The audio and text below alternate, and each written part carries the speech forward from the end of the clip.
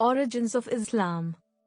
Early Islam arose within the historical, social, political, economic, and religious context of late antiquity in the Middle East. 28. The second half of the 6th century CE saw political disorder in the pre-Islamic Arabian Peninsula, and communication routes were no longer secure. Religious divisions played an important role in the crisis. Judaism became the dominant religion of the Himyarite kingdom in Yemen after about 380 CE, while Christianity took root in the Persian Gulf. There was also a yearning for a more spiritual form of religion, and the choice of religion increasingly became an individual rather than a collective issue. While some Arabs were reluctant to convert to a foreign faith, those Abrahamic religions provided the principal intellectual and spiritual reference points, and Jewish and Christian loanwords from Aramaic began to replace the old pagan vocabulary of Arabic throughout the peninsula. The Hanif renunciates, a group of monotheists that sought to separate themselves both from the foreign Abrahamic religions and the traditional Arab polytheism, were looking for a new religious worldview to replace the pre-Islamic Arabian religions, focusing on the all-encompassing Father God Allah, whom they freely equated with the Jewish Yahweh and the Christian Jehovah.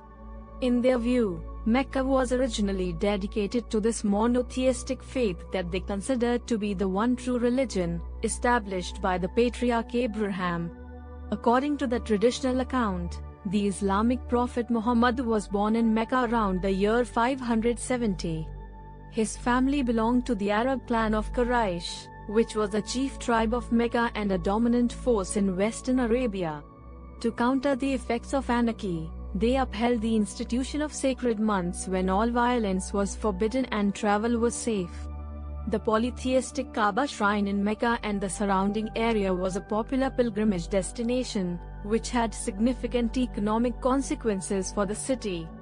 Most likely Muhammad was intimately aware of Jewish belief and practices, and acquainted with the Hanif.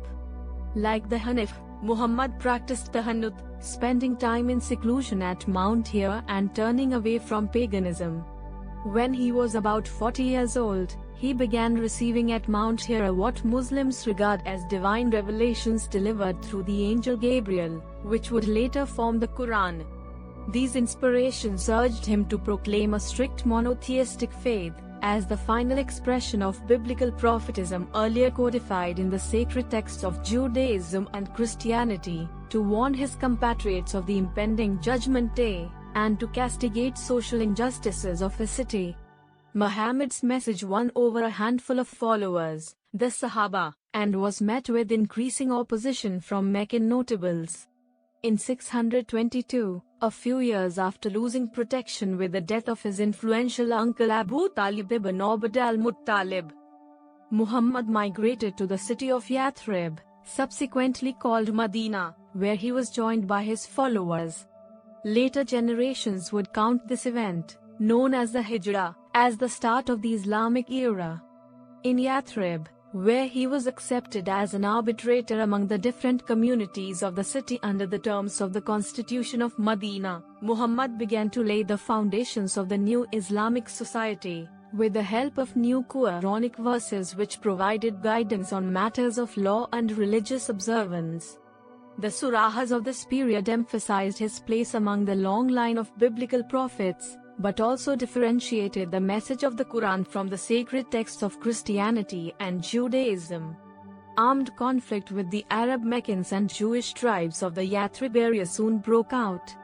After a series of military confrontations and political maneuvers, Muhammad was able to secure control of Mecca and allegiance of the Quraysh in 629 CE. In the time remaining until his death in 632, tribal chiefs across the Arabian Peninsula entered into various agreements with him, some under terms of alliance, others acknowledging his claims of prophethood and agreeing to follow Islamic practices, including paying the alms levy to his government, which consisted of a number of deputies, an army of believers, and a public treasury. The real intentions of Muhammad regarding the spread of Islam, its political undertone, and his missionary activity, dawah, during his lifetime are a contentious matter of debate, which has been extensively discussed both among Muslim scholars and non-Muslim scholars within the academic field of Islamic studies.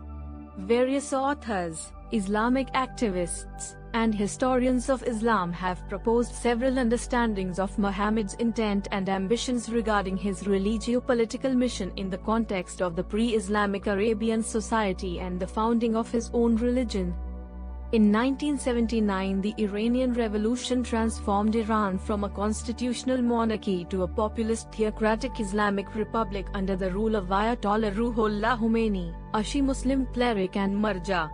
Following the revolution, a new constitution was approved and a referendum established the government, electing Ruhollah Khomeini as supreme leader. During the following 2 years, liberals, leftists, and Islamic groups fought each other, and the Islamics captured power. The development of the two opposite fringes, the Safavid conversion of Iran to Shia Islam, the 12th Shia version, and its reinforcement by the Iranian Revolution and the Salafi in Saudi Arabia, coupled with the Iran-Saudi Arabia relations, resulted in these governments using sectarian conflict to enhance their political interests. Gulf states such as Saudi Arabia and Kuwait, despite being hostile to Iraq, encouraged Saddam Hussein to invade Iran, 305, which resulted in the Iran-Iraq War, as they feared that an Islamic revolution would take place within their own borders.